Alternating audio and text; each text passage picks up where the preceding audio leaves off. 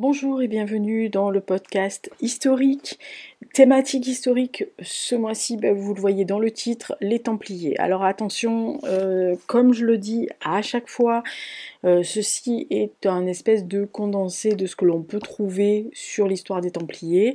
Comme d'habitude, les sources, c'est Universalis, Gallica, mes propres livres d'histoire, mes propres livres sur les Templiers, parce que c'est une période qui me plaît. Et je vous listerai, je pense, à la fin en bibliographie, quelques livres autres que j'ai sélectionnés ou qui pourront peut-être vous intéresser. Alors on va commencer par une histoire des Templiers assez condensée, genre de résumé, plus après je vous ferai une chronologie, date par date, pour vous montrer l'évolution, et on continuera par des aspects, on va dire, plus, pas pointus, mais plus axés sur certains principes. Voilà, pour vous décrire qui étaient les grands maîtres, etc. Et comme je vous l'ai dit, on finira bien entendu par quelques éditions qui pourraient vous intéresser, ou des actes de conférences ou de colloques que vous pouvez très bien trouver en ligne, qui pourraient, je pense, peut-être vous agrémenter. Alors, il y a toujours le PDF, vous le savez, je l'ai mis en ligne, donc vous avez toujours le lien dans la barre d'infos. Le PDF inclut aussi une petite partie qui m'est très chère, puisque mon village possède une église forteresse templière. Voilà, donc je me suis fait mon petit plaisir périgourdin. Ah bah ça, vous y couperez pas. Alors, l'histoire des Templiers, en fait, l'ordre du Temple puise ses racines dans le contexte des croisades. Pour les chrétiens du XIe siècle, en fait, Jérusalem était le centre du monde, la ville sainte abritant bien sûr le tombeau du Christ et le souvenir des grands moments de sa vie. Et les pèlerinages y étaient développés depuis l'an 1000 à peu près, et ils se trouvaient de plus en plus menacés par les Turcs qui s'étaient récemment convertis à l'islam, alors qui avaient envahi l'Asie mineure, et à partir de 1049, ils dominent l'Iran, l'Irak, la Syrie et l'Arménie. Et en 1071, ils écrasent l'armée byzantine, et la route vers Jérusalem échappe alors au contrôle chrétien de Byzance. En 1095, au concile de Clermont, le pape de l'époque, Urbain II, c'était un champenois, lance un appel aux chevaliers de l'Occident, en fait, pour libérer Jérusalem. Il s'engage massivement sous les ordres de Godefroy de Bouillon, je pense que tout le monde a entendu au moins une fois dans sa vie ce nom, et les croisés, comme on les appelait, conquièrent Antioche en 1098, puis Jérusalem en 99, puis Césarée en 1101, Acre 1104 et Tripoli en 1108. Alors que la grande majorité des chevaliers ont regagné leur fief en Occident, les pèlerins continuent à affluer, mais à l'approche de Jérusalem, leur sécurité reste toujours menacée. Alors initialement, les Templiers, qui étaient une petite troupe de pauvres, on va dire chevaliers du Christ, qui vivaient religieusement et dans un dénuement assez, proche du rien, assure en fait à ce moment-là la police des routes escortant les pèlerins à l'approche de Jérusalem, notamment dans les étroits défilés entre Césarée et Haïfa, ou vers des lieux emblématiques de la vie de Jésus, tels le lac du Jourdain. À la demande du roi de Jérusalem, Baudouin II, ils vont constituer, après le concile de Troyes, une armée permanente des États latins d'Orient, aux côtés des hospitaliers de Saint-Jean de Jérusalem et des Teutoniques, les deux autres principaux ordres religieux et militaires. Sur le front, dans les forteresses d'Orient, mais aussi de la péninsule ibérique, les Templiers partagent leur vie entre prière et la guerre, entre le silence et l'austérité, entre le courage et la discipline. À l'arrière, au sein des commanderies, donc, qui maillent progressivement la France. D'ailleurs, sur le PDF, je vous ai fait une carte de l'Europe avec les principales commanderies templières et hospitalières. Vous verrez comment ça s'est agrandi. Ils vont vraiment mailler le territoire, en France, mais en Angleterre, en Écosse, en Italie, en Espagne et même au Portugal. Et les Templiers travaillent donc à faire fructifier leur domaine agricole. Et dans les commanderies urbaines, leur activité est principalement commercial. Les bénéfices sont redéployés pour financer les campagnes d'Orient et bien sûr y approvisionner leurs frères en chevaux, en armes, en céréales, en viande séchée, etc. Les Templiers se répartissent en 3 groupes: les chevaliers, les frères servants donc, ou sergents et les chapelains, qui sont les seuls Templiers à être prêtres. Tous sont reconnaissables à une seule chose: la grande croix rouge qu'ils portent cousue sur leur manteau. Celui des chevaliers est blanc, celui des frères servants noir ou brun. Alors, l'ordre du Temple connaît dès ses débuts une forte expansion, due principalement aux vocations qu'il suscite et aux nombreuses donations qui leur sont accordées. Après la perte de Saint Jean d'Acre, dernière possession d'ailleurs des Latins en Orient, les Templiers établissent leur quartier général à Chypre pour, bien sûr de là, tenter de réimplanter en Palestine, mais malgré les initiatives donc du chef de l'époque, Jacques de Morlaix, ils vont échouer sur l'îlot de Rouad en 1302. Alors, dans le cas de son conflit avec la papauté, depuis Boniface VIII, donc le roi de France, en quête d'absolutisme, se rêve d'ailleurs pape dans son royaume, et il va orchestrer une campagne de calomnie contre les Templiers, dont l'ordre en fait reste de plus en plus puissant et dépend exclusivement du souverain pontife, et avec la complicité de l'Inquisition, même si Clément n'en est pas averti, il organise une gigantesque, Clément c'est le pape de l'époque, il organise une gigantesque opération entre guillemets policière qui aboutit le vendredi 13 octobre 1307 à l'arrestation de tous les Templiers du royaume de France et à la confiscation de leurs biens. Alors, les Templiers sont à la fois sidérés, puis ils sont prisonniers, brutalisés, menacés, voire réellement torturés, et une grande majorité d'entre eux, interrogés à Paris, et notamment tous les dignitaires, vont passer aux aveux que les inquisiteurs attendent. Alors, ils sont accusés de forcer les nouvelles recrues à cracher sur leur croix, de les forcer à des baisers obscènes, de les inciter à l'homosexualité, voire à adorer une idole. Alors, inutile de vous dire qu'à l'époque, ça passait pas bien. Alors, la vague d'arrestations s'étend d'ailleurs dans tous les royaumes d'Europe, mais elle est suivie d'aveux, et de là, on le sait, la torture va être appliquée systématiquement. Quand en France, au printemps 1310, ils se ressaisissent et dénoncent les conditions de leurs interrogatoires et de leur détention pour rétracter en fait leurs aveux et clamer haut et fort l'innocence de l'ordre du Temple, 54 frères templiers sont, pour l'exemple, condamnés au bûcher pour être revenus sur leurs aveux, et ils seront brûlés le lendemain, le 12 mai 1310 à Paris. Et à ce moment-là, les Templiers abandonnent alors toute résistance. L'ordre du Temple n'est non pas condamné, mais littéralement supprimé le 22 mars 1312 au Concile de Vienne, en Isère, par le pape Clément V, qui va attribuer l'ensemble des biens des Templiers à l'ordre des Hospitaliers Saint-Jean de Jérusalem. Et il y a eu donc 2 exceptions, il faut quand même le signaler. Un, dans le royaume de Valence, le nouvel ordre de Montessa va récupérer les biens à la fois templiers et hospitaliers. Et au Portugal, où le roi Denis Ier va obtenir du pape en 1319 que l'ordre du Temple, avec ses hommes et ses biens, devienne l'ordre du Christ qu'il avait créé et placé sous sa protection. Alors en 1314, le grand maître de l'époque, Jacques de Morlaix, et le commandeur de Normandie, Geoffroy de Charnay, vont être brûlés à Paris, malgré le fait qu'ils vont clamer l'innocence de l'ordre du Temple. Ça, c'est un vague résumé qui peut vous, si vous ne connaissiez pas les Templiers ou peu, vous allez comprendre. Alors là, c'est vraiment, vous allez voir la chronologie de l'ordre du Temple, et chaque date est importante. Alors en 1092, les comtes Raymond et Henri de Bourgogne arrivent à la cour du roi de Léon et de Castille, donc Alfonso VI, dans le contexte des croisades hispaniques appelées la Reconquistada, donc la reconquête chrétienne. Et Henri, comte du comté de Portucalete, est lui sera donc en vérité le vrai père du premier roi portugais de l'époque.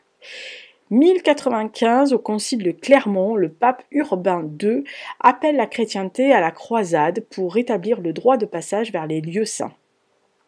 1096, le sultan Kilij Arslan vainc les croisés de Pierre l'Ermite.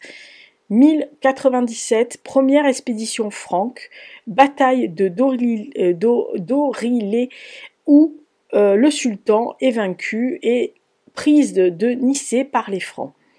1098, prise d'Antioche.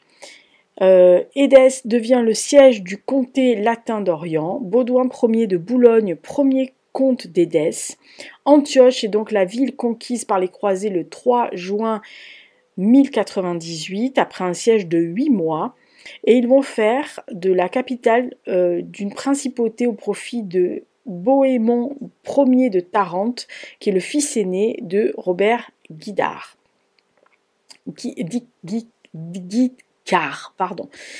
1099, précisément le 15 juillet, prise de Jérusalem par les croisés et fondation de l'État des États latins d'Orient.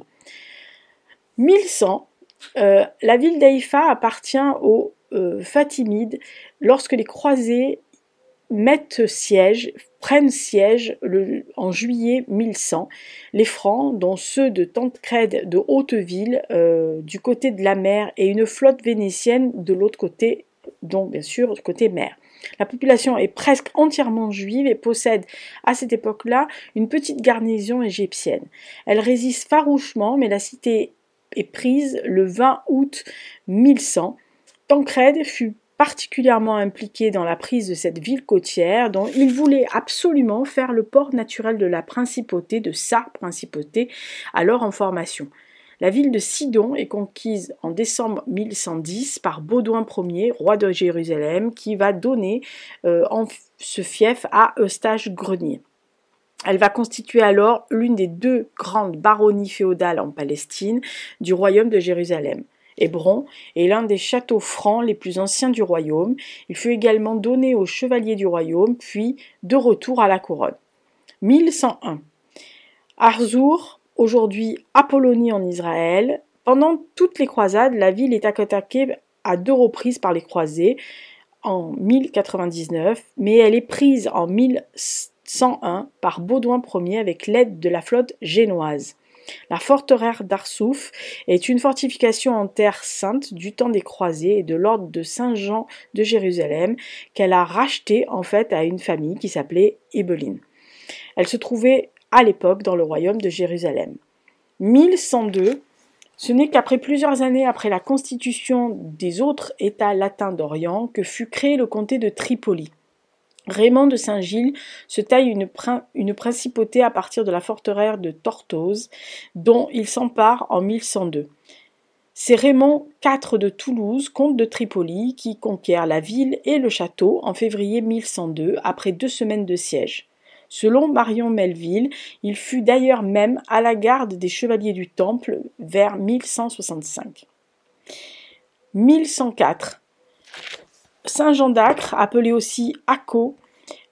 Pendant les croisades, la ville a été prise le 26 mai 1104 par Baudouin Ier, roi de Jérusalem. Sa forteresse de Mirabel fut conquise dans la première décennie du royaume croisé et intégrée au comté de Jaffa.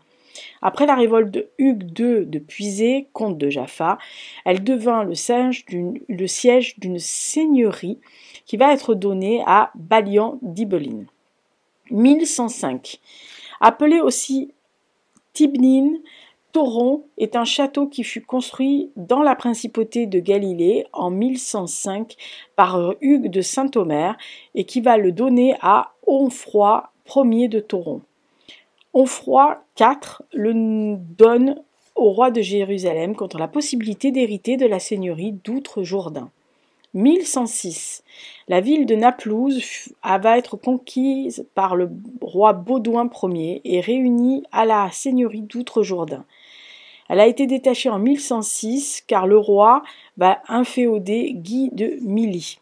Son fils Philippe de Milly va l'échanger lui-même contre la seigneurie d'Outre-Jourdain et elle va être donnée en douaire à la reine Marie Comnère qui va la porter à son mari Balian d'Ibelin. En 1108, la bataille de Tel Bacher va opposer deux armées à la fois franques et musulmanes. 1109, c'est la prise de Tripoli par les croisés. C'est Raymond IV de Toulouse, qui est donc le comte de Tripoli, qui va reconquérir la ville et le château en février 1102, après 2 semaines de siège. 1110, c'est la prise de Beyrouth, qui va être conquise par Baudouin Ier, roi de Jérusalem, et qui va le donner à Foulques de Guines. Sidon ou Saïda est prise, elle, finalement, est prise par les croisés entre 110 et 111, notamment par ceux de Baudouin, le roi de Jérusalem, avec l'aide de la flotte norvégienne de Sigurd Ier, après un blocus de 47 jours. Baudouin va la donner à l'un de ses fidèles barons, Eustache Granier, ou Garnier, seigneur de Césarée, ça dépend comment on l'écrit. Sidon, donc, devient le chef-lieu de la seigneurie de Sagette, englobant le château de Beaufort au sud-ouest. 1115. En 1115, Baudouin fait construire le Krak de Montréal dans la région de Édom, à peu près à 50 km au sud de la mer Morte.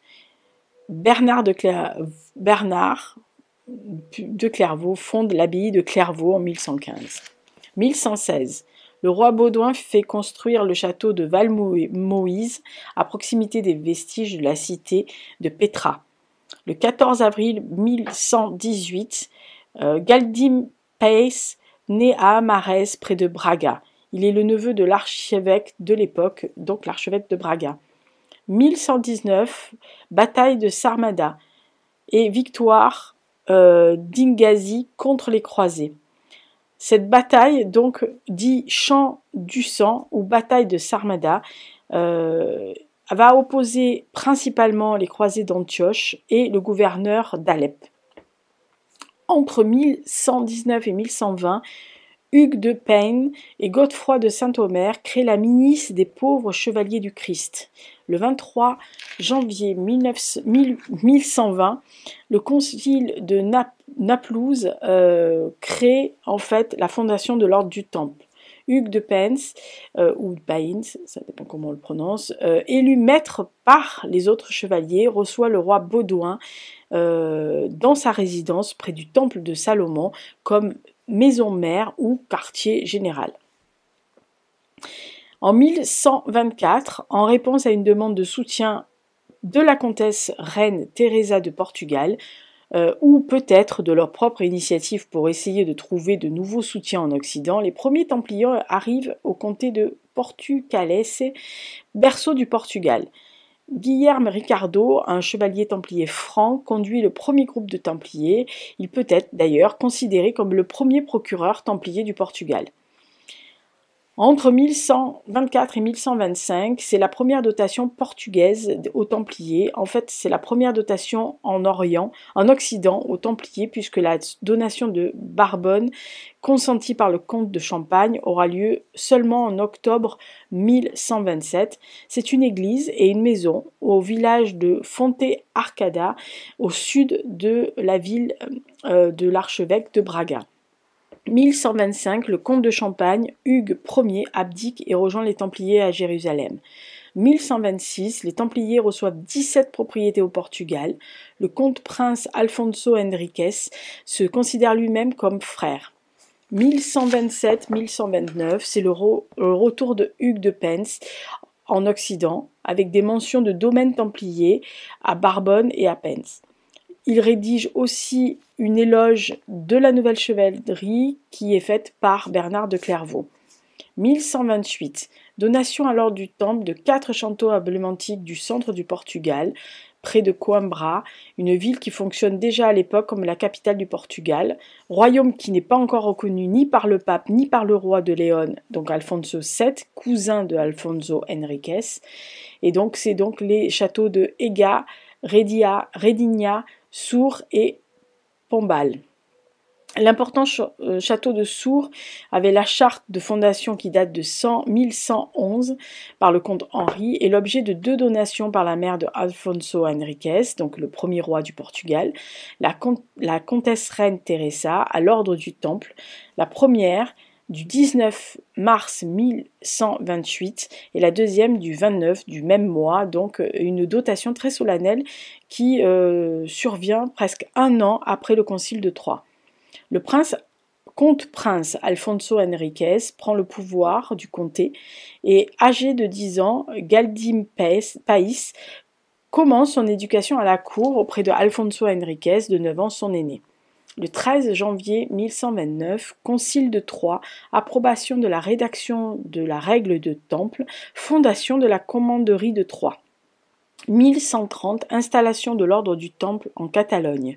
Le 14 mai 1130, c'est la confirmation de la dotation du château de Sours, faite antérieurement par l'infant comte Alfonso Henriques et la reine, donc comtesse Teresa, à l'ordre du Temple. Ce château, ainsi que les 3 autres, forment la ligne de défense de la future capitale du Portugal jusqu'à la ville de Liera, où le château serait bientôt bâti. En 1131, c'est l'installation de l'ordre du Temple en Aragon et Coimbra devient la capitale du Portugal par décision officielle du roi Alfonso Henriques. De 1130 à 1140, de nombreuses commanderies italiennes apparaissent à Rome, à Milan et dans de nombreuses villes. En 1137, c'est l'édification du château de Leiria. En mai 1135, c'est le concile de Pise. Le pape Innocent II présente à l'Assemblée le nouvel ordre et donne aux Templiers une liste de fêtes et de jeûnes à observer. 1136, l'ordre du Temple constitue officiellement une troupe combattante au Portugal, soutenue par le roi. Le 24 mai 1136, c'est la mort de Hugues de Payns, le premier grand maître du Temple. 1139, c'est l'ordre du Temple soustrait à l'autorité des évêques et relève directement du pape, grâce à une bulle, bien sûr, datée par le pape. Le 25 juillet 1139, participation de l'ordre du Temple à la bataille d'Ourik contre l'émir Youssouf. Février 1141, le traité de concorde et de paix entre l'ordre du Temple et l'ordre de l'Hôpital, autant pour le continent que pour l'outre-mer. 1142, première mention du domaine templier de Avaleur. 5 octobre 1143, c'est l'indépendance du Portugal qui est reconnue par le roi de Léon et Castille, suite à ce qui s'est passé précédemment. Le 15 mai 1147, c'est la conquête de la ville de Santarém par les musulmans. Le roi Alfonso Henriques donne, comme il l'avait promis, toutes les propriétés et bénéfices de l'église dans cette ville à l'ordre du Temple en récompense de son aide, ce qui a été immédiatement contesté par l'évêque de Lisbonne qui avait juridiction jusqu'à présent sur ce territoire. Entre 1147 et 1159, il y a eu 12 années de négociations entre le roi Alfonso, l'ordre du Temple et l'évêque de Lisbonne sur le problème justement de cette fameuse dotation. En 1159, c'est la résolution définitive du problème de la donation aux Templiers avec la donation du territoire de Serras. Ce territoire va appartenir aux possessions du diocèse et à l'époque, avec la chaire de l'évêque est vide. C'était l'archevêque de Braga qui avait permis au roi de faire cette dotation. Et on voit l'arrivée des chevaliers du Temple à Tomar, où se sont installés immédiatement l'ancien bâtiment des vieilles, on va dire de la vieille église / monastère de Santa Maria Dios de Oliveres. 1160, début de la construction du château templier de Tomar. 1162, charte des redevances qui devra payer chaque ville et chaque habitant de Tomar à l'ordre du Temple en compensation de la charte d'autonomie. 1167, copie de la lettre du roi Alfonso Henriques, par laquelle il fait don au temple de la fortification de l'ancien château de Serras, avec la dotation de l'ancien de tous les domaines et de toutes les églises de la ville de Santarém. 4 juillet 1187, bataille de Hattin, Tous les Templiers capturés sont exécutés par Saladin, qui s'empare de Jérusalem le 2 octobre suivant. 12 juillet 1191, prise d'Acre par l'armée de la Troisième Croisade. 1238, le pape Grégoire IX accorde à l'ordre du Temple l'abbaye de Sant'Agostino de l'Arno, ancienne propriété des bénédictines au nord de Pérouse. Le 5 avril 1250, défaite de la Mansoura, Saint-Louis est fait prisonnier, 280 chevaliers templiers sont tués. 1258, fondation de l'église de San Bevinat de Pérouse par le moine templier Bonicino. 16 août 1284, mariage de la comtesse de Champagne, Jeanne de Navarre, avec celui qui va devenir le futur roi de France, Philippe IV le Bel. 1291, mort à Acre du grand maître Guillaume de Beaujeu, le 18 mai. Chute de Acre et fin des États latins d'Orient le 28 mai. Les Templiers évacuent leur forteresse de Château-Pèlerin sur l'île de Chypre le 12 août 1291. Le 14 novembre 1305, Bertrand de Gaulle est sacré pape sous le nom de Clément V. 13 octobre 1307, arrestation de tous les Templiers de France sur l'ordre du roi Philippe IV le Bel. 16 octobre 1311, ouverture du concile de Vienne chargé de juger l'ordre du Temple. 22 mars 1312, une bulle du pape Clément V abolit l'ordre du Temple. Le 2 mai 1312, Clément V attribue par une bulle les biens des Templiers aux Hospitaliers. Le 18 mars 1314, Jacques de Molay, dernier grand maître du Temple, et Geoffroy de Charnay, commandeur de Normandie, sont brûlés sur l'île aux Juifs à Paris après s'être rétractés de leurs aveux. 14 mars 1319, à la demande du roi d'Inice, le pape Jean XXII institue l'ordre du Christ pour remplacer les Templiers disparus. 1357, Tomar devient le siège de l'ordre du Christ. Alors, parmi tout ce que l'on peut citer, il y a eu des figures de proue, il y a eu des grands maîtres et notamment le parrain des Templiers. Alors, on va parler des personnes les plus connues, en tous les cas des noms qui vous viennent à l'esprit dès que vous parlez de Templiers. Alors, le premier, évidemment, très souvent, c'est Bernard de Clairvaux, qui est né en Bourgogne. Bernard entre à l'abbaye de Cîteaux en 1113. Il a environ 25 ans lorsqu'il fonde 2 ans plus tard l'abbaye de Clairvaux, à l'est de Troyes, près de Bar-sur-Aube. C'est une personnalité à l'époque influente du Concile de Troyes. Il rédige, à la demande d'ailleurs de Hugues de Pence, un texte légitimant le fait qu'un religieux puisse porter l'épée et donner la mort.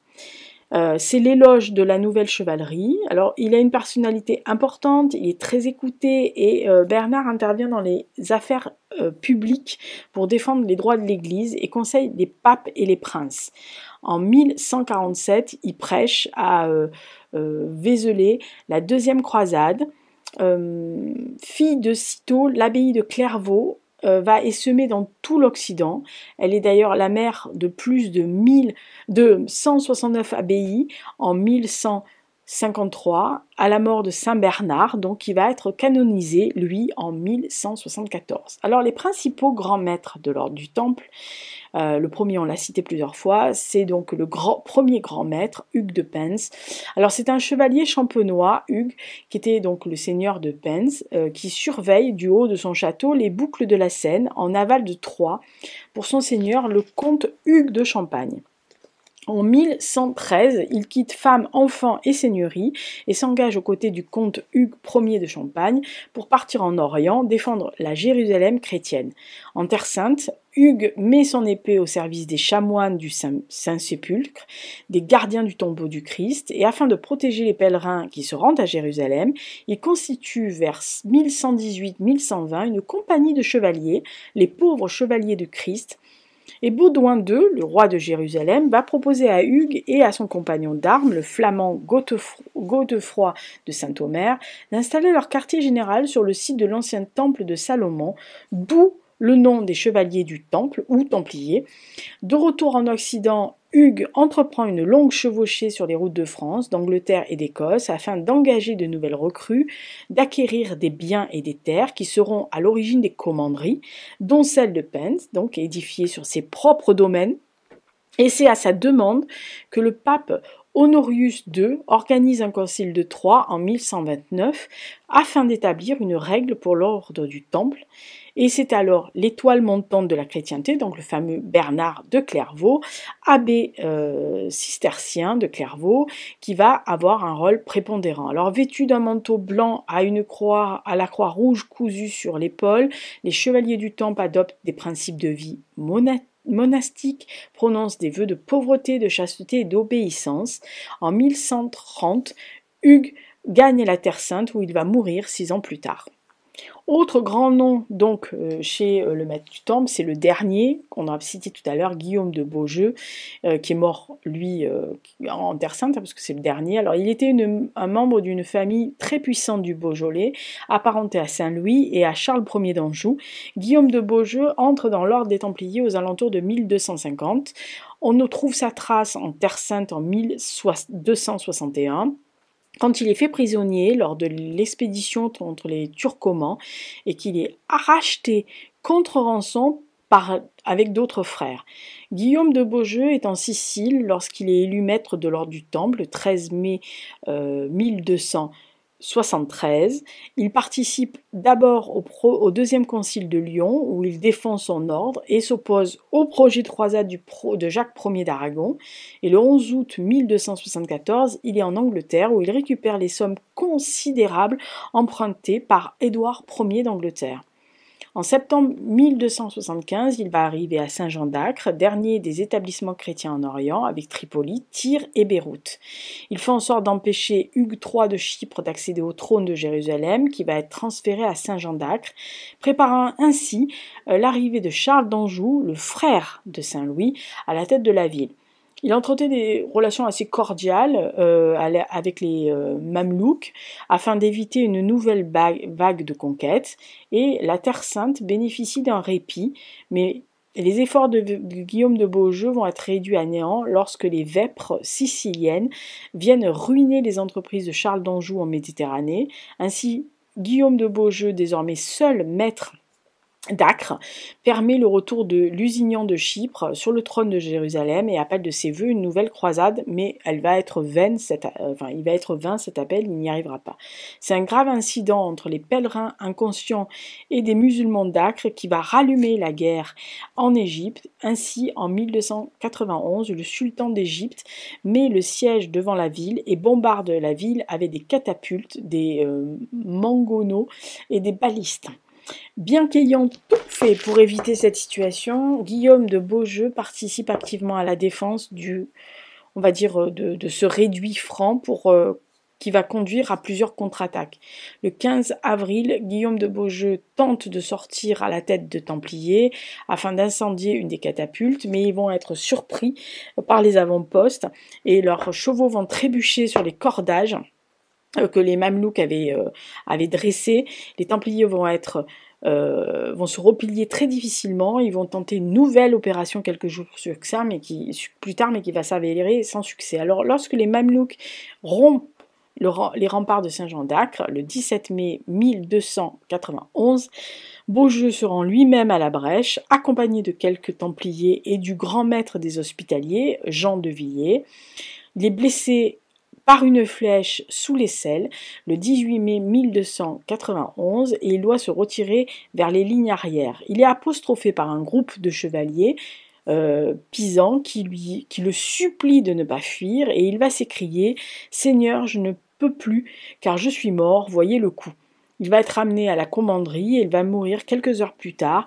Il est enterré dans la chapelle du Temple. Son successeur, Thibaut Gaudin, organise l'évacuation des trésors du Temple. Alors un autre, célèbre inconnu, entre guillemets, c'est Jacques de Molay. Alors il est né à la fin des années 1240 à Molay. Ce futur grand maître est issu d'une lignée noble assez modeste. Après son entrée dans l'ordre de Beaune, Jacques de Molay passe très tôt en Terre Sainte, alors à l'époque sous pression donc des Mamelouks. Il accumule une expérience et une connaissance assez fine de l'Orient. Sans responsabilité importante à la base, il quand même critique néanmoins son successeur Guillaume de Beaujeu qui a choisi lui plutôt l'apaisement avec les Sarrasins. Après la chute d'Acre en mai 1291 où Beaujeu donc va mourir, Jacques de Molay voit son rôle monter en puissance. À Chypre, fin 1291, il annonce son intention de reformer l'ordre dirigé par Thibaut Gaudin. Son charisme tout de suite lui vaut d'être élu grand maître à la mort de ce dernier, donc qui intervient le 16 avril 1292, alors que l'ordre connaît ses pires difficultés. Sous ses ordres, depuis Chypre, les Templiers vont attaquer Alania et Alexandrie. Il va chercher des soutiens, mais Jacques de Molay s'embarque donc en Europe à l'hiver 1292-1293. Il va y rencontrer Boniface VIII, va séjourner en Angleterre, en Aragon, en Italie. Il va travailler 3 ans durant pour relancer la croisade. Et à son retour à Limassol, il va s'engager en Arménie entre 1298 et 1999, puis en Syrie. L'alliance qu'il fait avec les Mongols de Perse éveille de grands espoirs, mais cette coalition d'ennemis des Mamelouks échoue à Road en l'automne 1302. Jacques de Molay accepte la convocation de Clémence V au printemps 1306, pensant mettre sur pied une croisade. Mais dès qu'il arrive, l'affaire du Temple éclate, des rumeurs imputent ses co-religionnaires à des crimes contre la foi, et au printemps 1307, Jacques de Molay rencontre le pape à Poitiers, puis Philippe le Bel à Paris.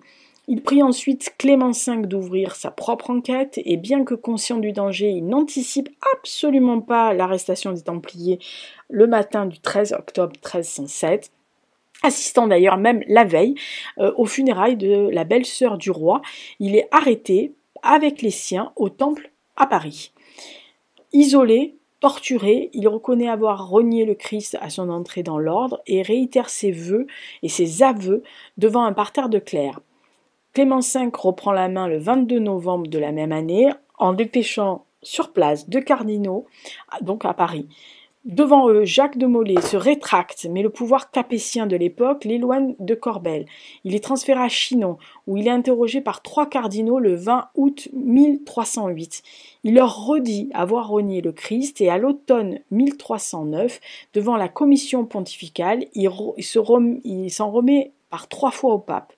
Au concile de Vienne, en mars 1312, Clément VII supprime l'ordre tout en exonérant l'hérésie.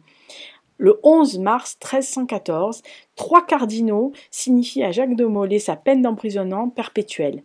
Il fait front et proclame l'innocence du Temple avec Geoffroy de Charnay. Tenu un temps, il sait qu'ils vont être sacrifiés et ils vont être livrés au bûcher. Poussant la stratégie mémorielle jusqu'à sacrifier sa vie en appelant au jugement de Dieu, non sans une idée certaine de malédiction, il va offrir sa mort en exemple. Alors il y a eu aussi beaucoup de personnes qui ont été influences, notamment on parle des comtes de Champagne qui ont grandement donné une impulsion au temple, notamment Hugues Ier de Champagne qui va devenir le comte qui est devenu templier. Il est né aux environs de 1074. Hugues est donc le 3e fils du comte Thibaut Ier de Adel de Valois. En 1089, son demi-frère Étienne-Henri devient comte de Blois et de Meaux. 4 ans plus tard, le 1er janvier 1093, Hugues hérite de son autre frère, Eudes IV, des comtés de Troyes, Vitry et Bar-sur-Aube. Hugues est le premier à prendre officiellement le titre de comte de Champagne et aussi le premier à s'installer à Troyes. En 1093, Hugues épouse Constance de France, la fille du roi Philippe Ier, union qui sera d'ailleurs annulée à la Noël 1105, puisque le couple n'avait pas eu d'enfant. En 1104, il est victime d'une agression. Il part ensuite 3 ans pour un premier séjour en Palestine, entre 1104 et 1107. Il revient en Champagne et Hugues se remarie avec Élisabeth de Varé, fille d'Étienne le Hardi, nièce de Mathilde, duchesse de Bourgogne. Bientôt, cependant, il va chercher à la répudier au point que la comtesse doit demander de l'aide à l'évêque de Chartres.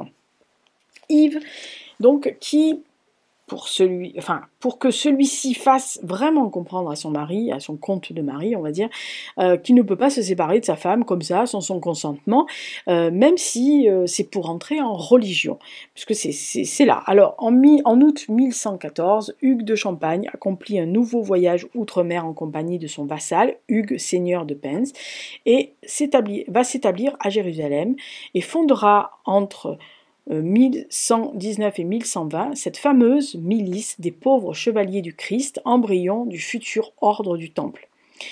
De retour en 1116, le comte va gouverner encore sa principauté pendant une dizaine d'années. Il va favoriser l'expansion de la toute jeune abbaye de Clairvaux, donc formée par Saint Bernard, et reporte son affection sur son neveu, Thibaut de Blois, qu'il considère d'ailleurs comme son héritier direct. Mais en 1123, Élisabeth de Varé donne naissance à un fils qui s'appelle Eudes. L'enfant n'a que 2 ans lorsque Hugues prend prétexte d'une dispute avec son épouse pour se faire déclarer incapable de procréer par les médecins. Hop là. Estimant désormais libéré des liens du mariage, oh, c'est pas le mien, le fils, donc elle se casse, il va chasser Élisabeth et Eudes, donc, et va transmettre tout son héritage à ce fameux Thibaut de Blois, qui va rejoindre l'ordre du Temple en Terre Sainte, et Hugues, qui va redevenir un simple frère de l'ordre, va mourir en Orient après 1130. Alors on a parlé aussi bien sûr de Thibaut II de Champagne. Alors c'est le fils aîné d'Étienne Henri, comte de Blois et de Meaux, et donc de Adèle de Normandie, qui est la fille de Guillaume le Conquérant, excusez du peu. Thibaut est né en 1093 et à son avènement en 1102. C'est la tutelle de ces comtés de Blois et de Chartres qui est assumée par sa mère. Il va être adoubé en 1107 et il va gouverner personnellement son domaine à partir de 1109. En 1125, Thibaut II hérite de son oncle Hugues le comté de Champagne et réalise pour la première fois l'union de tous les territoires familiaux. Ses possessions s'étendent de la Marne à la Loire et menacent à l'ouest et à l'est le domaine royal. Plus anglo-normand que français, Thibaut apporte son soutien à Henri Ier Beauclerc contre le roi Louis VI. En 1120, le naufrage de la Blanche-Nef, dans lequel meurent les fils du roi d'Angleterre, fait de lui le plus proche héritier mâle de la couronne d'Angleterre. Mais à la mort de Henri Beauclerc, en décembre 135, c'est son frère cadet, Émile de Blois, qu'élisent les barons anglais. En 1141, 2 affaires vont détériorer les relations entre le comte et le roi Louis VII. La première concerne le choix du siège archi-épiscopal de Bourges et de Pierre de la Châtre par Innocent II, choix qui s'est fait au détriment du candidat du roi de France. Inutile de dire que ça a dû gueuler. Le pape sacre donc son évêque et se voit interdire l'entrée de la cité par le Capétien. Ah bah ça commence bien. Et donc Pierre de Chartres, à l'invitation de Thibaut II, trouve refuge en Champagne. Et à ce litige vient s'ajouter, bah oui, pompon sur la Garonne, le problème posé par le remariage du sénéchal Raoul de Vermandois avec Alix, sœur de la reine Aliénor d'Aquitaine. Un synode d'évêques prononce le divorce de Raoul et de sa première femme Éléonore, nièce de Thibaut II, pour cause de parenté. Ouais. Le comte de Champagne, ils étaient tous parents de toute façon. Bref, le comte de Champagne fait appel au pape qui excommunie Raoul et Alix et les évêques qui ont prononcé le divorce, tandis que l'interdit est jeté sur le royaume de France. Alors, inutile de vous dire que Louis VII est particulièrement irrité par l'attitude de son vassal.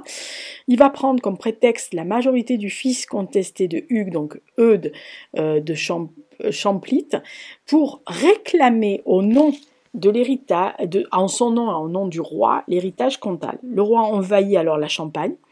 Il met le siège devant Vitry, qu'il brûle en janvier 143. Louis VII, marqué par cet épisode tragique dans lequel périt une grande partie de la population de la ville, décide de prendre la croix en mars 1146. Alors, devenu l'ami de Saint-Bernard, Thibaut II va favoriser le développement de l'abbaye de Clairvaux ainsi que celle de Pontigny et de Trois-Fontaines. Et tandis qu'il prend l'initiative de la fondation sur son domaine de la commanderie de Barbonne, près de Cézanne, dès 1127. Le 13 janvier 1229, il participe d'ailleurs au concile de Troyes avec son sénéchal André de Baudement. Sous son principat se développent d'ailleurs les principales foires de Champagne, dont les premières mentions remontent au XIe siècle. Alors, tout à l'heure, on a parlé de ce fameux procès qui a été fait à l'ordre du Temple et des principaux acteurs, mais on va développer quand même un des acteurs qui n'est autre que le roi de France de l'époque, Philippe IV le Bel. Alors Philippe IV, dit le Bel, offre l'image contrastée d'un monarque à la fois puissant et assez déconcertant. Quand il est sacré le 5 octobre 1285, il s'engage à défendre la paix, la justice et à combattre les hérétiques.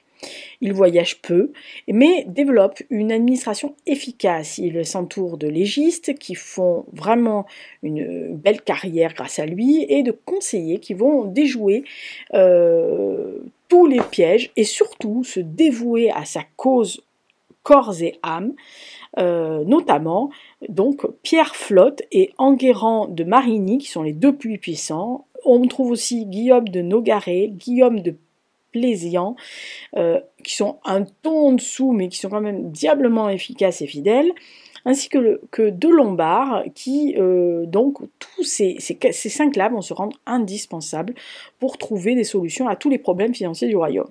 Alors, en une quinzaine d'années, Philippe IV va remettre au pas tous ses vassaux, presque. Il va écarter le roi d'Angleterre, il va instaurer de nouveaux impôts, il va soumettre le clergé, et peu à peu, il achève la centralisation opérée par son grand-père, donc Saint-Louis, et la monarchie devient absolue, va remettre les nobles à leur place et va repousser tous les droits du clergé. Allez, tout le monde sur le bas-côté, c'est le roi qui passe. C'est à peu près ça. Alors, le tournant du siècle annonce pourtant beaucoup d'orages pour lui, puisque l'évolution profonde de la société et la pénurie, malheureusement, des matériaux précieux vont entraîner des tensions monétaires sur l'époque, et c'est très compliqué de réduire et de faire comprendre comment on peut faire. Alors, il y a aussi la concurrence des villes italiennes et de l'Europe du Nord qui met à mal les piliers de l'économie du royaume. Le développement des impôts directs, malheureusement, accable la population et ne règle absolument pas le déficit des finances. Tiens, c'est marrant, ça nous rappelle des trucs. Alors Philippe le Bel va d'abord faire payer les Lombards. Alors, il va poursuivre sa politique anti-juive de Philippe Auguste et de Saint-Louis. Il va pourchasser les Juifs, avec toujours la même raison, renforcer le pouvoir royal, affirmer le roi en tant que chef religieux, et bien sûr, renflouer les classes du royaume, au prix de méthodes iniques. Alors, vraiment. Alors, le résultat est assez mitigé.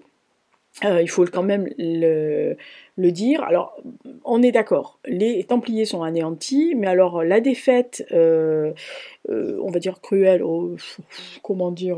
minable, des éperons d'or qui va décimer la chevalerie française.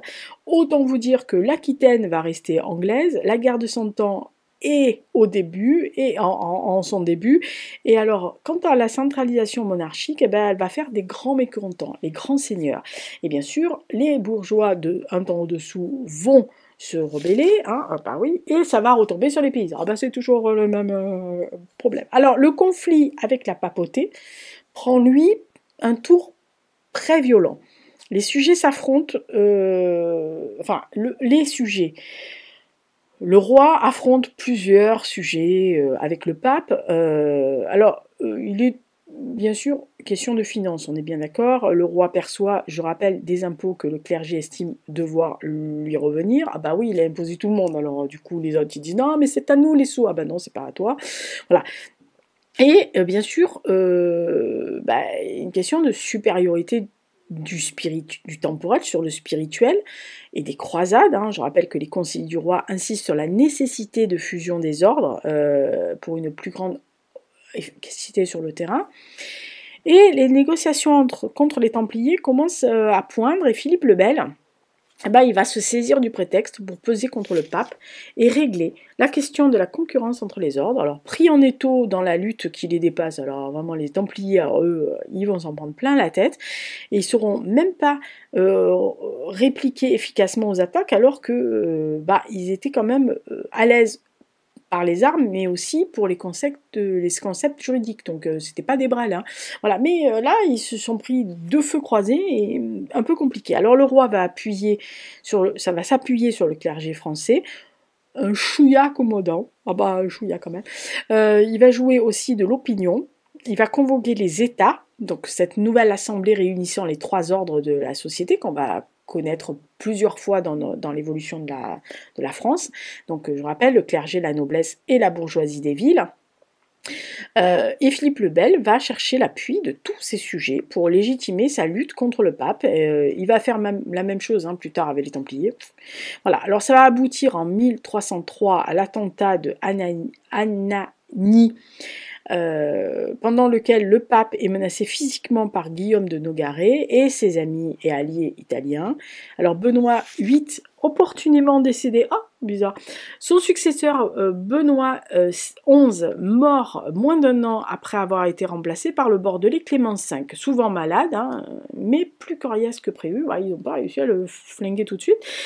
Alors, en nommant Philippe de Marigny, frère de son proche conseiller Enguerrand, à la tête du puissant archevet de Sens, je rappelle qu'il barre la route sur Paris à l'époque, il sait que ce dernier fera ce qu'il faut pour faire cesser la contre-attaque des défenseurs des Templiers, et ainsi 54 Templiers sont brûlés à Paris le 10 mai 1314 ou 1314 si vous voulez, parce qu'ils ont accepté de défendre l'ordre. Pourtant, l'obstination du roi de France contre les Templiers ne rencontre qu'un succès assez mitigé hors de France.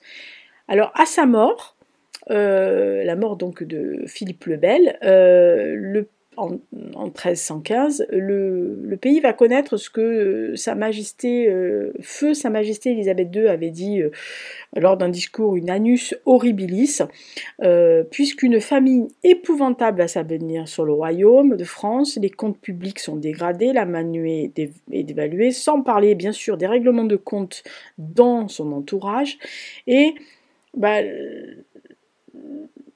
on va dire l'ancien chambellan de son père, Pierre de la Brosse, qui avait été pendu par les nobles, c'est le pompon sur la Garonne. Alors le 13 avril 1315, le propre chambellan de Philippe le Bel, Enguerrand de Marigny, qui est l'ancien procureur des Templiers, on va dire, va à peine 5 mois après la mort du roi, d'ailleurs décédé les yeux ouverts, le 29 novembre 1315, va mourir lors d'une chasse à courre. Voilà, donc écoutez, il y a des choses quand même qui sont assez bizarres. Comment dire, non, il y a des étrangetés dans l'histoire de France, et puis il y a des morts assez suspectes, on va dire. Voilà.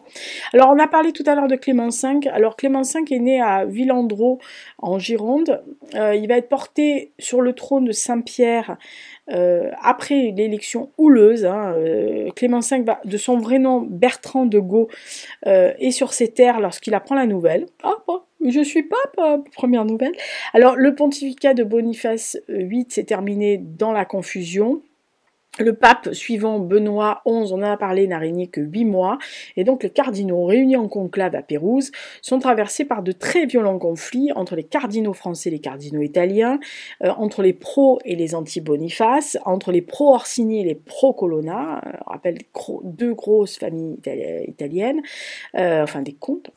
Et il se décide, pour apaiser les tensions, à éviter d'élire un Italien, pour éviter de foutre le bordel partout, il décide d'élire un candidat hors du Sacré Collège, qui est accepté par le roi de France, agréé par le neveu de Boniface lui-même, Francesco Caetani. Et donc on va leur souffler le nom de Bertrand de Gaulle, qui est l'archevêque de Bordeaux de l'époque. Il n'est pas italien, il n'est pas cardinal, il n'est même pas présent. On va tant qu'à faire.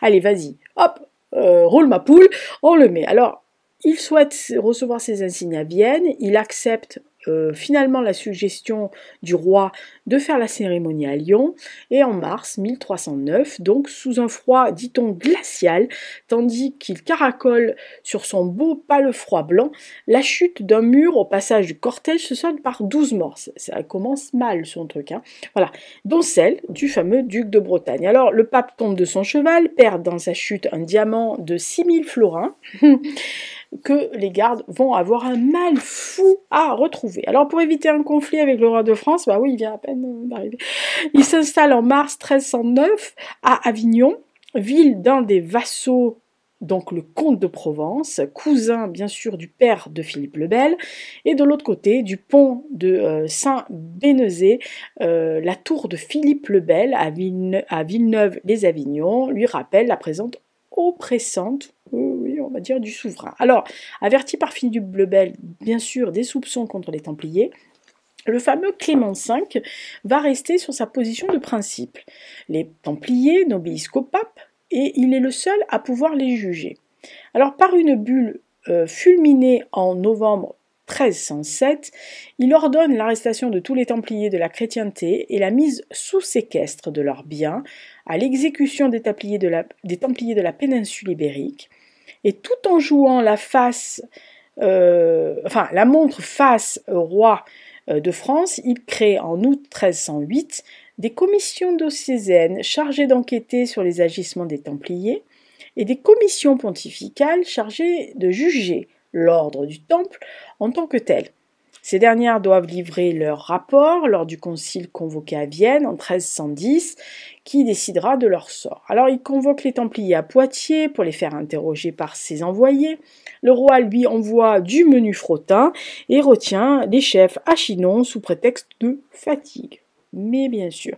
Alors bien des années après, on va apprendre qu'il avait été absous par les envoyés du pape en août 1308, mais prenant conscience que Philippe le Bel est le plus fort, le pape est, d'une façon ou d'une autre, contraint d'abandonner les Templiers à leur sort. Le concile se réunit finalement le 16 octobre 1311 à Vienne. Les commissions pontificales peu convaincu par le résultat des enquêtes, propose que l'ordre soit réformé et non aboli, mais le roi de France maintient la pression et s'y présente le 20 mars 1312, à la tête d'une armée impressionnante. Les religieux vont un peu avoir la trouille, il faut dire que voilà, et ils proposent carrément, ils vont dire « Oh non mais on va supprimer l'ordre, ça sera mieux », et donc le pape doit prendre position dans ce contexte assez tendu. Le 3 avril 1312, flanqué du roi de France et de son fils le roi de Navarre, il va solennellement prendre la parole en s'exprimant, considérant le grave scandale que ces choses révélées ont fait naître contre l'ordre, qui ne semblait pas pouvoir s'apaiser tant que cet ordre existait. Il décide donc de sa suppression, non sans amertume et sans tristesse au cœur, mais il ajoute « Nous réservons les personnes et les biens de cet ordre à l'ordonnance et disposition de notre siège apostolique. » Le roi de France, qui avait saisi donc l'affaire pour ériger en gardien suprême de la foi, constate qu'il est parvenu à ses fins. Mais Clément V, quand même, va se réserver la dévotion des biens des Templiers et va les confisquer et les confie directement aux hospitaliers. Alors les dignitaires de l'ordre doivent attendre le 22 décembre 1313 pour que Clément V, malade, charge 3 cardinaux, Nicolas de Fréauville, Arnaud d'Au et Arnaud Nouvel, de régler leur sort. Ces cardinaux, pressés d'en finir, décident de faire passer Jacques de Molay, Geoffroy de Charnay, Hugues de Perrot, Geoffroy de Gonneville devant un concile composé d'eux-mêmes et de l'archevêque de Sens, donc le fameux Philippe de Marigny, frère d'Enguerrand, et de divers prélats et docteurs en théologie et droit canon. Le 18 mars 1314, sur le parvis de Notre-Dame, considérant que les Templiers ont publiquement et ouvertement avoué leurs crimes et qui persistent dans leurs aveux, attend la clémence de c'est le cas de le dire, la clémence de Clément V, leur sentence tombe comme un coup près, selon le chroniqueur de l'époque, le chroniqueur de Guillaume de Nangis. Le lundi après la fête de Saint-Grégoire, la dite assemblée les condamna à une sévère et perpétuelle réclusion. On connaît donc la suite, Jacques de Molay et Geoffroy de Charnay s'insurgent de cette décision, mais va être brûlé le jour même par ordre du roi de France. Alors, atteint d'un cancer à l'intestin, dit-on, Clément V tente d'apaiser ses douleurs en avalant des émeraudes pilées. Ils avaient les sous, sur le conseil de ses médecins. Alors évidemment, vous imaginez bien que le remède va le faire aller de mal en pis et il va s'éteindre le 20 avril. Quelle idée aussi. Bon bref, 20 avril 1314 à Roquemaure, soit juste un mois, jour pour jour, pratiquement après le bûcher des Templiers. Alors sa dépouille est ramenée à Carpentras pour un orage solennel et le conclave s'y réunit le 1er mai 1314 pour élire son successeur, mais s'éternise près de 2 mois car Français et Italiens encore se disputent et ne trouvent pas d'accord. Bon, alors le 24 juillet 1314, mécontents de l'héritage de leur oncle, et les neveux de Clément V, Bertrand de Gaulle et Raymond Guillem de Budeau, pille Carpentras et emporte le trésor de Clément V qu'on évalue à l'époque à 1 million de florins destinés à la croisade. Alors on a parlé aussi de Guillaume de Nogaret. Alors Guillaume de Nogaret, il est né à Saint-Félix de Caraman, aujourd'hui Saint-Félix-Lauragais, dans une famille probablement cathare. Guillaume de Nogaret incarne vraiment à merveille ces légistes dont la carrière a été littéralement propulsé sous le règne de Philippe le Bel et qui s'est bien sûr appuyé sur eux délibérément. Alors docteur en droit et enseignant en droit civil à Montpellier, ses talents de conseiller juridique lui permettent de constituer une très belle clientèle qui va des bourgeois de la ville au roi de Majorque en passant par l'évêque de Maguelone.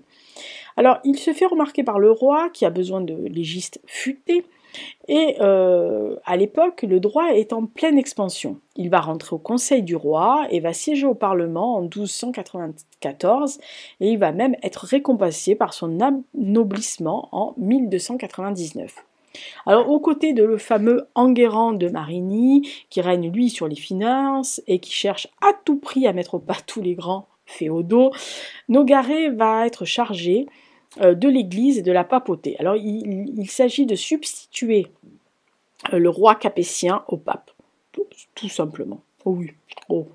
Dans la position, bien sûr, en tant que roi, de défenseur de la foi et de la loi, et selon la formule de Guillaume de Plézian, le roi de France est l'empereur de son royaume. Rien de moins. Alors pour commencer, il se fait la main, ce fameux Guillaume, de Nogaret sur les Lombards, il va faire appliquer les arrêtés d'expulsion des Juifs de France avec les mêmes méthodes de sinistre mémoire qu'il utilisera d'ailleurs plus tard pour les Templiers.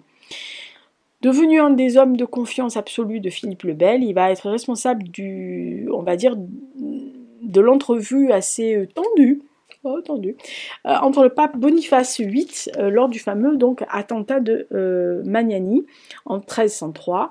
Alors ça va lui valoir une excommunion dont il va être absous d'ailleurs en avril 1311, quelques années après,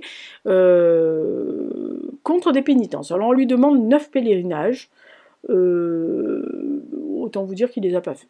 Oh bah non, voilà. Mais voilà, alors il est plein pouvoir, et comme certains historiens pointent, il est sans scrupules, il a une impudence assez imperturbable. Bref, il est pas très recommandable le garçon. Alors il prépare un dossier d'accusation, il va superviser les arrestations et des Templiers et il va se saisir personnellement de Jacques de Molay à la tour du Temple à Paris. C'est lui qui va rédiger les trames écrites d'interrogatoire que les inquisiteurs n'ont plus qu'à suivre en fait. Torture évidemment hautement recommandée. Il ajoute même sa présence intimidante à certains interrogatoires de l'inquisiteur déjà que tout le monde craint, qui est Philippe de Paris. Mais pour contrer la réaction du pape Clément V, qui, comme on l'a dit tout à l'heure, mis vraiment devant le fait accompli d'un procès qu'il aurait d'ailleurs lui-même dû mener, Guillaume de Nogaret va faire pression sur lui en opérant une espèce d'amalgame entre les fautes imputées aux Templiers et les accusations posthumes d'hérésie portées par Boniface VIII, dont il menace de faire brûler le cadavre. Ah ben ça commence bien. Alors, vous avez, après le Concile de Vienne et la dissolution de l'ordre du Temple par Clément V, qui est un peu, on va dire, plus soucieux de préserver l'institution pontificale et son influence sur le pouvoir royal, que d'aider ces pauvres Templiers qu'il a quand même grandement aidé à promouvoir, qu'il a promu. Mais il sent quand même que son influence sur le pouvoir royal décroît, au profit de ce fameux Enguerrand de Marigny. Il faut dire que Enguerrand de Marigny va mourir étrangement le 11 avril 1313, soit un an avant la prétendue malédiction que lui soit lancée par Jacques de Molay sur son bûcher. Alors on dit que Nogaret mérite surtout de compter entre les fondateurs de l'unité française, de ceux qui firent notamment sortir la royauté de la voie du Moyen-Âge pour s'engager dans un ordre d'idées appartenant à moitié au droit romain et à moitié par, on va dire, l'esprit de la France, si on peut le dire comme ça. Il n'a jamais rompu avec le passé, mais il n'a jamais non plus innové et vu une vision, on va dire, d'originalité, d'audace. Mais voilà, ça a été on va dire un homme d'arbitrage, pas le plus aisé de tous. Alors, tout à l'heure, on a parlé du Concile de Troyes et des règles templiers. Le Concile de Troyes est ouvert donc à la cathédrale de Troyes. Ah, c'est facile à savoir. Le 13 janvier 1129, et il va établir vraiment l'ordre des Templiers, puisqu'il va officialiser le premier ordre religieux et militaire de la chrétienté. Voilà. Donc c'est vraiment là où ils vont poser leur base, et ça va trouver un écho à peu près partout.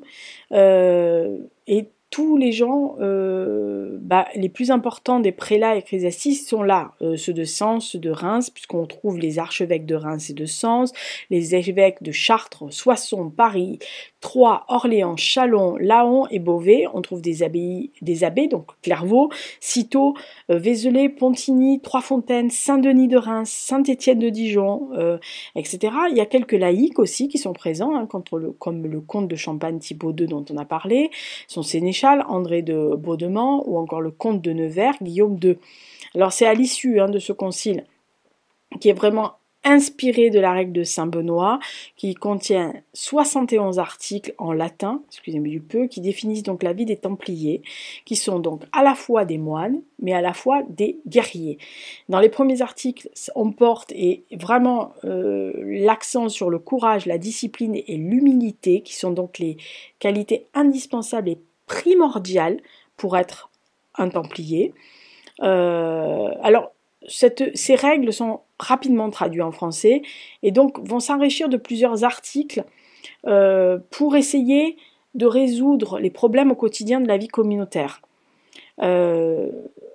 Et comme on l'a dit tout à l'heure, Bernard de Clairvaux va écrire cet éloge de la nouvelle chevalerie pour légitimer la double vocation religieuse et militaire de ses compagnons, et il va affirmer que l'indispensable protection des lieux saints et des chrétiens justifie la guerre contre leurs agresseurs, les infidèles, mus par le malin, d'où le terme malicide, utilisé pour qualifier le meurtre perpétré par un Templier, puisqu'il est écrit noir sur blanc, je le répète, le chevalier du Christ donne la mort en toute sécurité et la reçoit avec plus d'assurance encore. S'il meurt, c'est pour son bien, s'il tue, c'est pour le Christ. En tuant un malfaiteur, il ne se comporte pas en homicide, mais si j'ose dire en malicide. Non pas qu'il faille d'ailleurs massacrer les païens, s'ils sont trouvés un autre moyen d'empêcher qu'ils ne harcèlent ou n'oppriment trop lourdement les chrétiens. Mais il vaut mieux tout de même les tuer que de laisser le spectre des pécheurs tomber sur la part des justes, au risque pour les justes de tendre la main vers l'iniquité. Ah bah on vous dit que ça va pas rigoler des masses hein, chez les Templiers. Alors, pour en savoir plus, il y en a plein de livres que vous pouvez lire. Honnêtement, mais il y en a certains qui sont vraiment très intéressants. Vous avez de Jérusalem aux commanderies de Champagne, donc de Ghislain Bunel et de Nicolas Dormant, qui est sorti, je sais plus, en 2012, mais je ne sais plus auxquelles éditions, je suis désolée, mais ça s'appelle vraiment De Jérusalem aux commanderies de Champagne. Vous avez un dossier, un livre qui a été auto-édité, qui s'appelle La commanderie et le trésor de Paens. Je crois qu'il s'appelle Thierry Leroy. Alors, je ne sais même pas si c'est pas chez The Book Edition, mais je voudrais pas vous dire des conneries.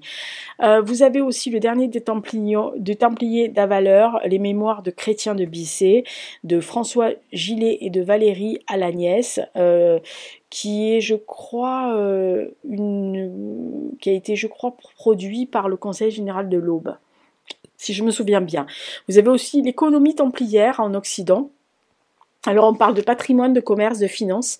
C'est toujours, c'est des actes de colloque, du colloque de Langres en 2013.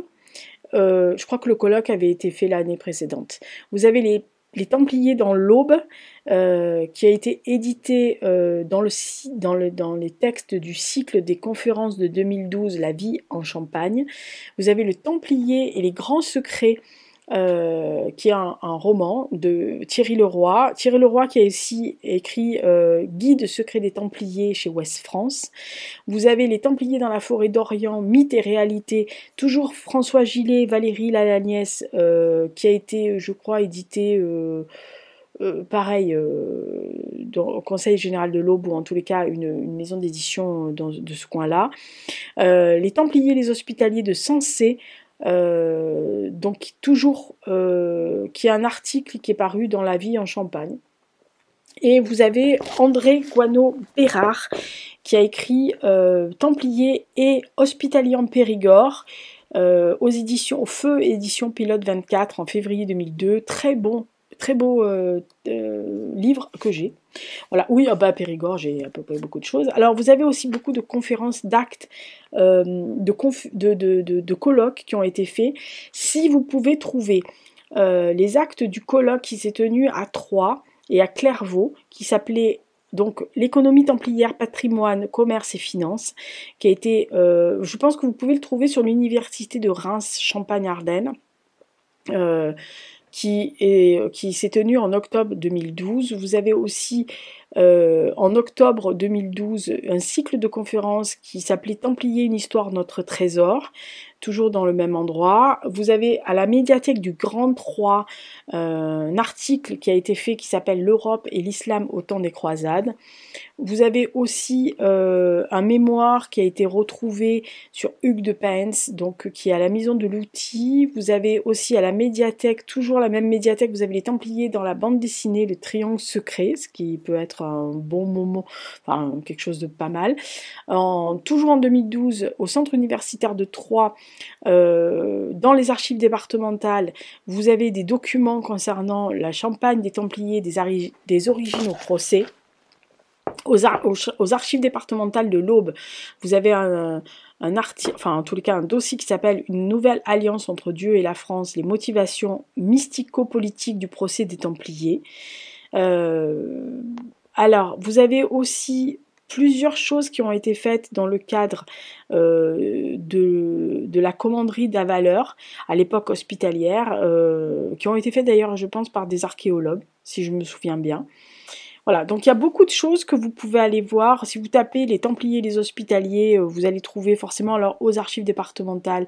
Quand vous avez des congrès, par exemple, il y a des congrès qui ont ouvert leurs portes, alors pas forcément qui ont trait qu'à aux Templiers, mais dans d'autres choses. Donc n'hésitez absolument pas à aller vérifier dans les archives départementales, dans les articles de colloque. Et vous avez aussi, il y a eu à la Fondation de Clairvaux, il y a eu le 900e anniversaire de la Fondation de Clairvaux, et il y a eu des colloques et des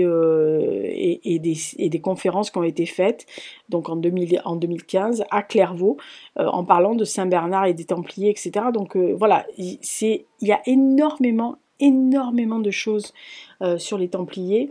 Moi j'en ai sur le Périgord, je dois en avoir une bonne vingtaine, mais il y a des sites qui sont un peu officiels, on va dire. Si vous tapez, il y a des gens qui recensent les Templiers sur Internet selon les régions. Il y a un site qui vous tapez, vous avez carrément toutes les commanderies hospitalières et templières qui étaient en France. Voilà, donc je vous invite à, si ça vous intéresse, à aller voir. Après, vous avez énormément, il y a pléthore de romans hein, sur les Templiers, c'est un peu comme les Cathares. Hein. Voilà, donc il y a pléthore de romans sur ce sujet-là. C'est vrai que c'est un sujet assez fascinant. Vous avez des films, hein, on est d'accord, vous avez des séries qui ont été faites. Alors après, tout le reste, hein, on est bien d'accord, les séries, les films, les romans, c'est des fictions, il y a des choses bonnes et il y a des choses moins bonnes.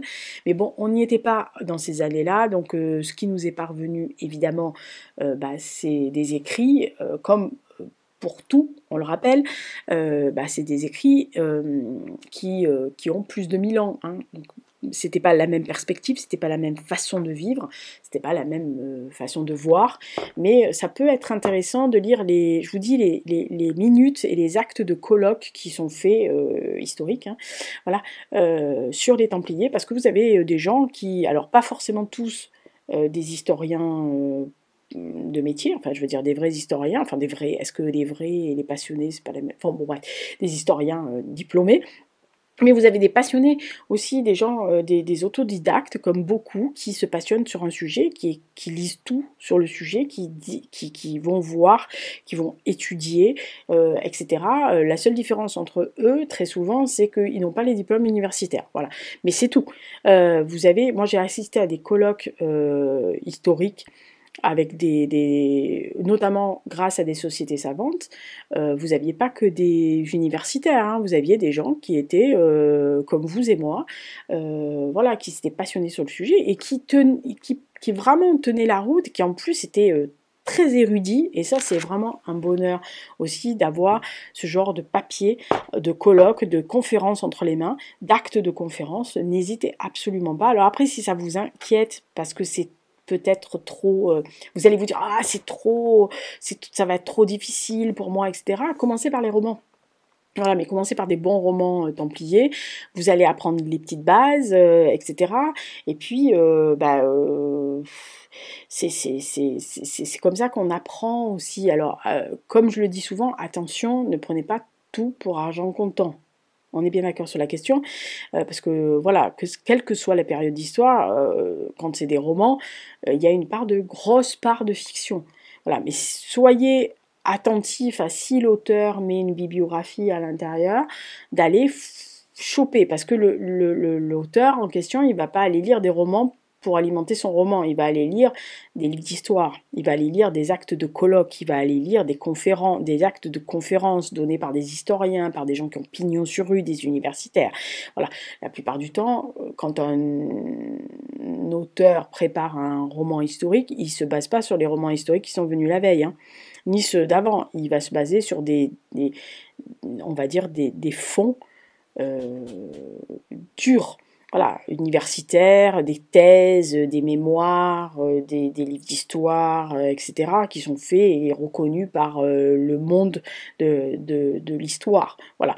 Donc, si ça vous a plu, n'hésitez pas, allez voir le PDF. Il y a des il y a des petits podcasts, il y a des petites vidéos en lien tout de suite. Et puis, écoutez, prochaine thématique historique, ça sera en septembre, hein, puisque cet été, on prend un peu la clé d'un champ, en fait, disons des champs dans du canapé sous pas clim, mais au bureau il y a la clim, donc on survivra 8 heures par jour déjà.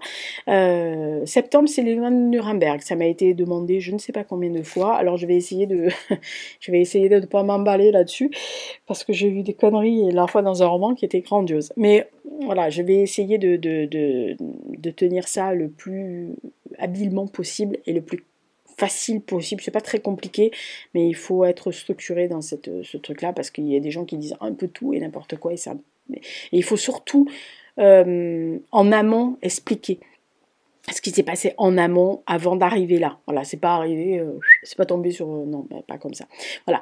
Allez, j'espère que les Templiers vous ont plu, que ça vous a donné envie d'aller vous plonger dans des romans ou dans des œuvres d'universitaires ou d'historiens sur les Templiers. D'ici là, profitez. Bisous, bisous. Ciao, à la prochaine fois.